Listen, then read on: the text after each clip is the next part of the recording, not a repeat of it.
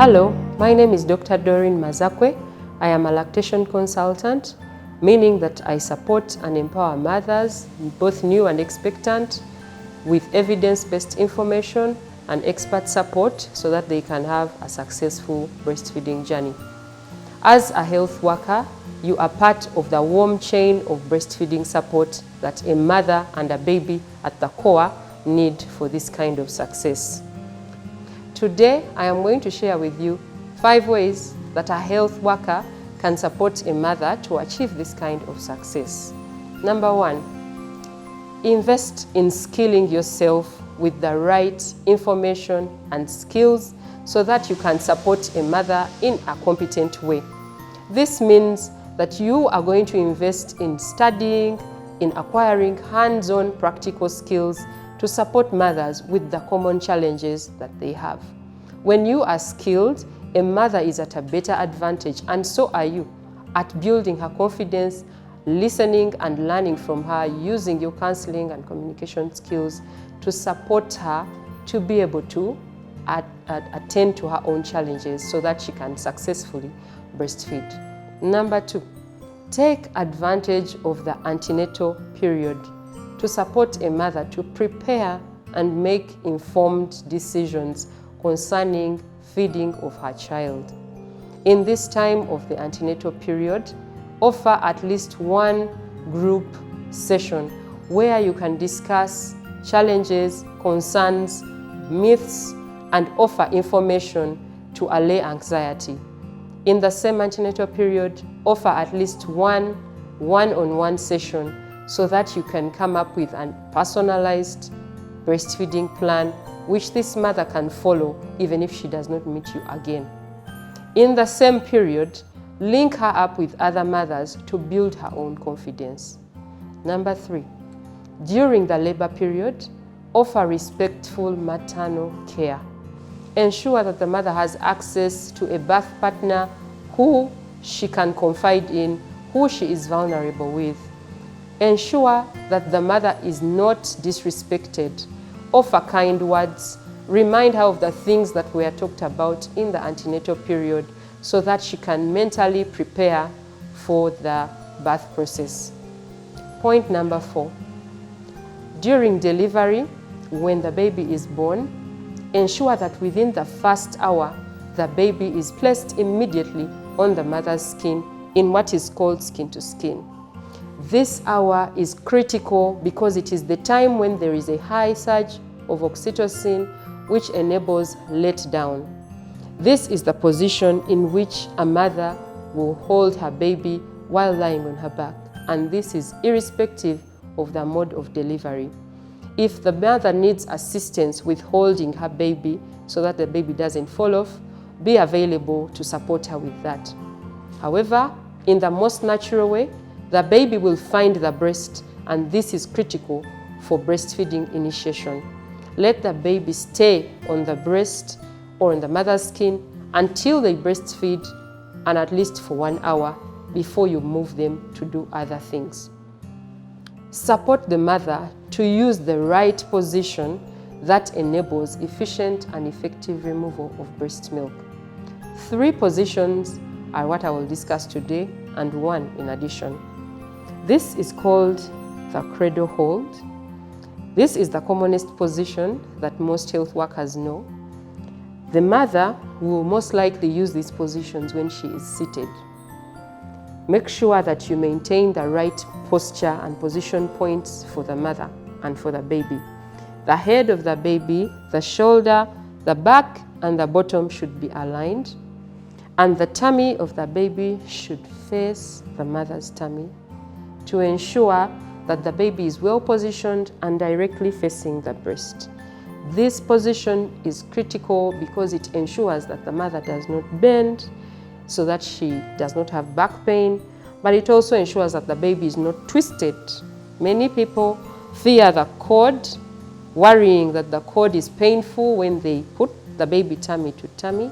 However, that is not something they should worry about. Allay the anxiety and explain to them that the cord has no nerves so they can have this position.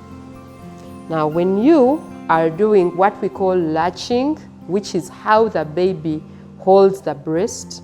We know from anatomy that the milk ducts, which are large and contain a lot of breast milk, are found within this hyperpigmented place, which is called the areola, and not the nipple.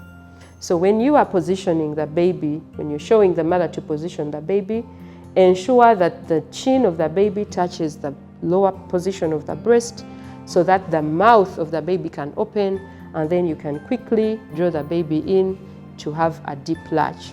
To attain a deep latch, ensure that the baby is facing the breast directly.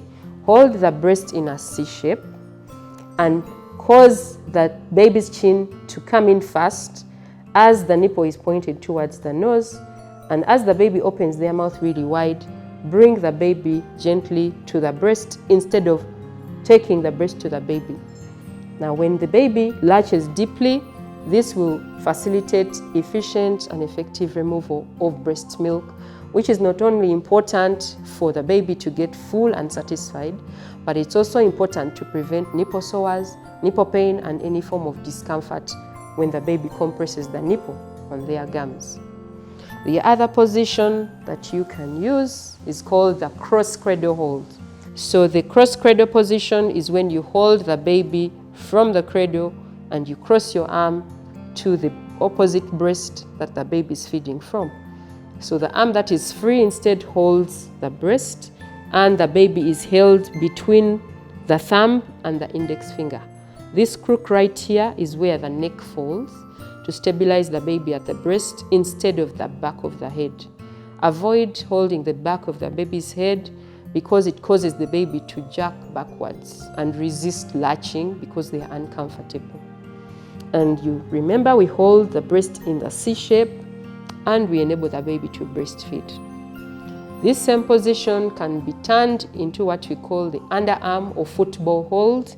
Maintaining this position and these posture points, move the baby gently to the side of the breast where you're feeding the baby, and hold the breast in the same C-shape hold and do the same positions that we talked about for latching, ensuring that the lower position of the breast touches the chin so that the baby opens their mouth, and you bring them gently to the breast in order to feed and have a good latch. The fourth position is called the side-lying position.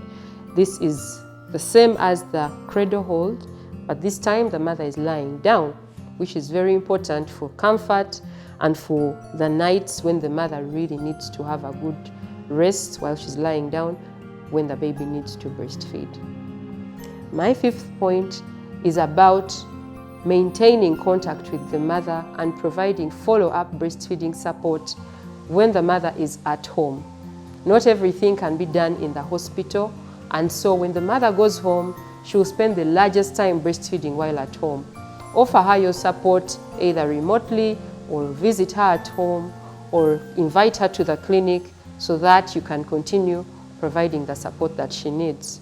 Take advantage of the young child clinics, the immunization clinics, the wellness check clinics, and ensure that you are proactive. Ask the mother if she's having any challenges with breastfeeding. Often breastfeeding is something everybody perceives to be natural and normal with no challenges, which is not true. And you as a health worker, you can use this opportunity to deliver more and more support as the mother needs it. That was my fifth point. I have a bonus point for you. The bonus point is that when things are difficult and you feel like you have reached your end with supporting the mother, there is still more help that you can give the mother. Refer the mother to a lactation consultant. A lactation consultant is skilled at an advanced level to deal with challenges that those with basic skills cannot help with. This is how you will contribute to a successful breastfeeding experience and journey for every mother you see. Thank you very much.